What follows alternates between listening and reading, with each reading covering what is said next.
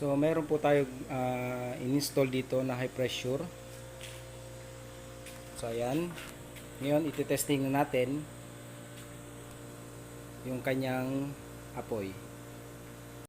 So ayan po, iti-testing natin yung high pressure na ating install. Ito po ay manual operation, so wala tong ignition. So mag-prepare lang sila ng lighter. Tulad nito.